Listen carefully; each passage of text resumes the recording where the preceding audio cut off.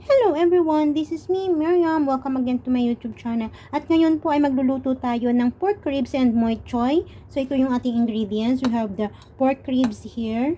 Then ito po yung MUI CHOY. Salty po to siya. So binabad ko siya sa tubig para hindi siya maalat mamaya. Ayan, isa lang yung gagamitin natin. Then slice natin mamaya. We have the ginger, 2 cloves of garlic, and the rock sugar, light soy sauce and dark soy sauce. At maglalagay tayo ng konting sesame oil. Ayan. So, yung sa ating rock sugar ay kukuha lang tayo ng isa. So, ito lang yung gagamitin natin guys. Isa lang. Let's cook with Miriam. We cook simple and easy Chinese and Filipino recipes. Please subscribe and hit the notification bell for more updates. Na siya.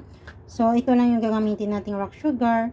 Ito yung garlic, ginger, at yung MUI CHOY ay hinati ko na siya. Ganyan siya, oh. Hinati ko na siya. Yan.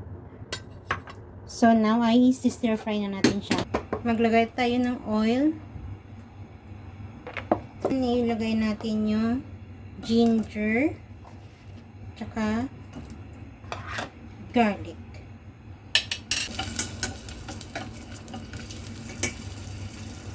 Then,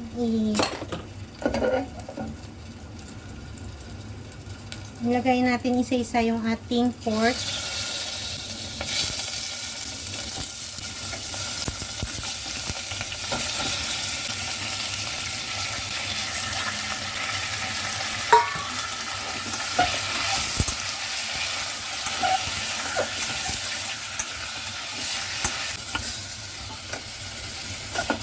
Igisa natin hanggang siya mag-brown konti.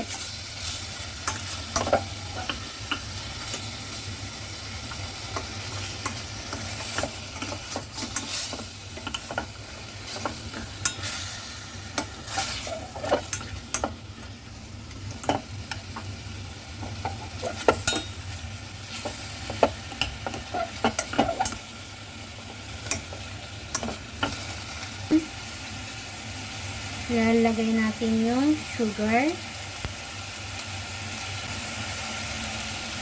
1 spoon na light soy sauce. 1 spoon na dark soy sauce.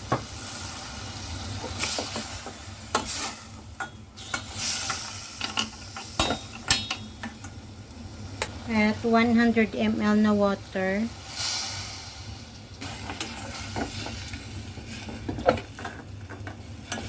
Dapat yung water is ma-level sa pork.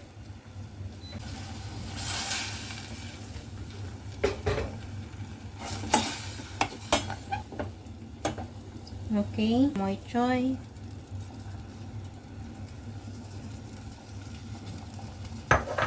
Then, itakpan natin siya ng 15 minutes na very low heat lang.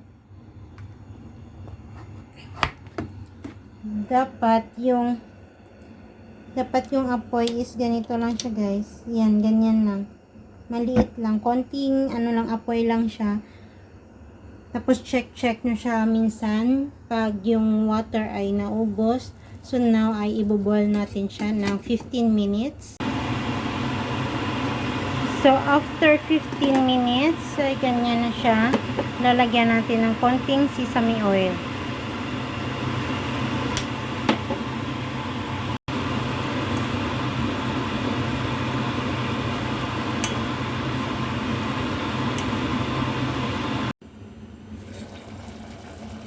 So, yan na siya guys. Yan. Luto na yung ating MUI CHOY with pork ribs.